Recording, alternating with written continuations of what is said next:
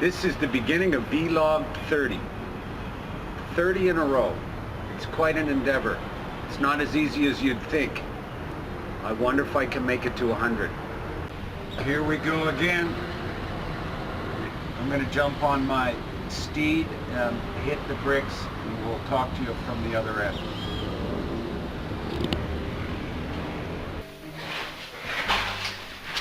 Off of an aquifer, and we have our own well. So Sao Paulo had some water shortage issues over the past few years, and this particular building does not, because we have our own spring and our own water and our own well.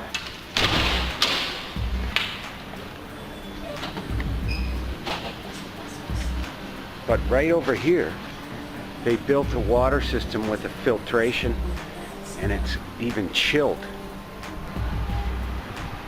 The guard gate's up there at the front.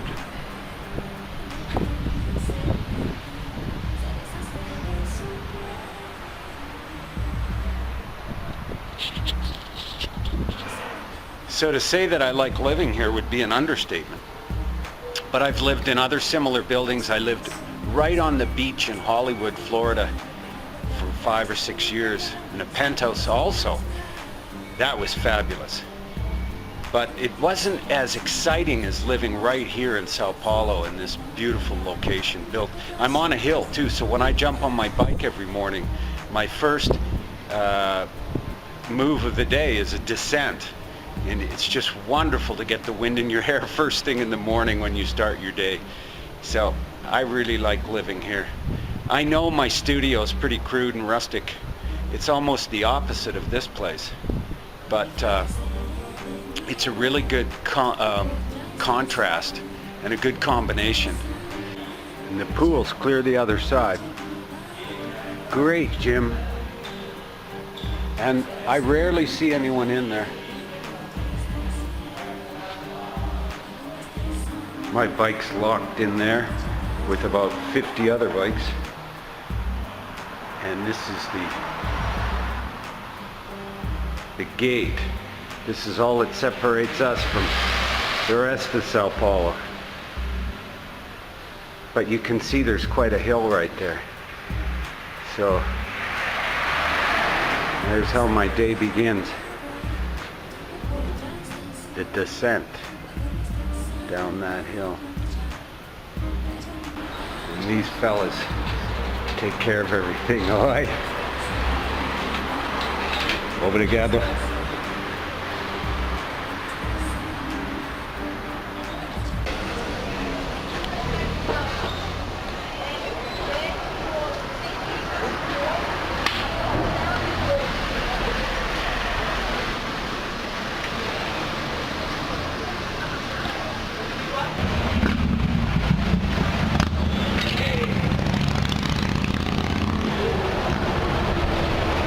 Pão de queijo is bread with cheese.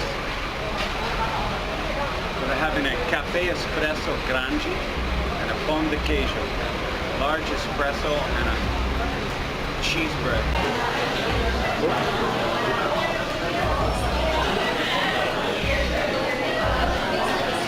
A lunchtime crowd.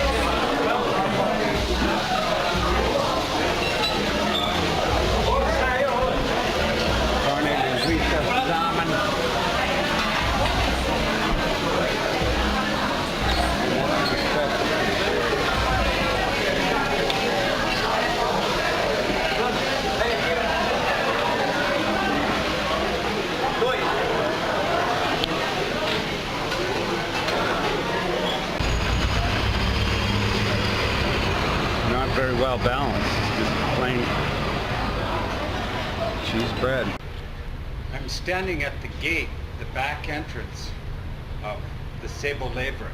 My studio is on the 3rd floor of the used bookstore, the building. That is the gate. You notice the razor wire on the top of that gate? That's very common sight in Sao Paulo, is that razor wire. That was why I called it the Big Pineapple, or one of the reasons, explaining how it's like a pineapple. But This is kind of like the Bat Tunnel.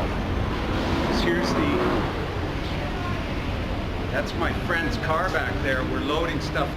I just wanted to give you a little look at this totally different perspective. And also, check out this heliconia here. How's that? They probably don't even look real, these heliconias. They're so big. They're kind of dirty and old. They've been hanging there for a long time. So I'll take you back and I'll show you my studio is up there. And the balcony that I'm working on clearing is up there. And look at this growth. 2 years ago this was not here. It's only in 2 years that this has grown, and it's grown all the way down. This is like the Bat Tunnel entrance, the back entrance. And you can see the growth. 2 years ago, we had the building completely cleaned off. There was nothing growing on the outside. But it just shows you the power of nature here inside the rainforest, that if we didn't stop these plants, they would take back this city. Easily in 10 years it would be buried. You wouldn't even notice it.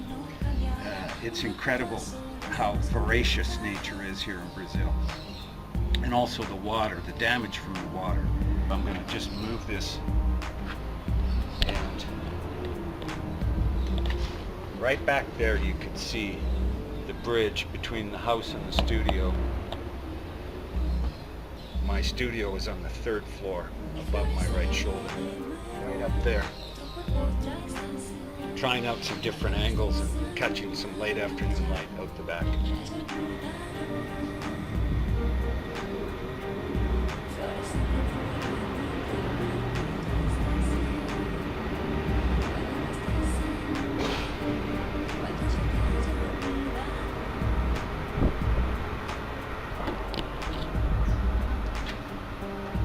Yeah, this is the back of the studio, the Bat Tunnel. And,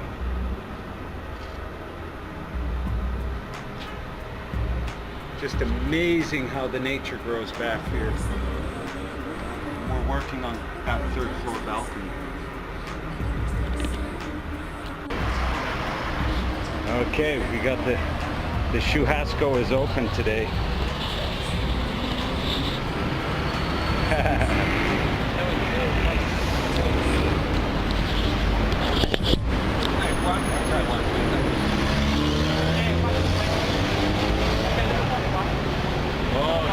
Traffic's starting to pick up. It's about 4 in the afternoon.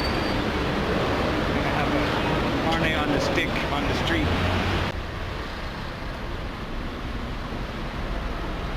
Carne, and that's linguiça. Frango. And frango.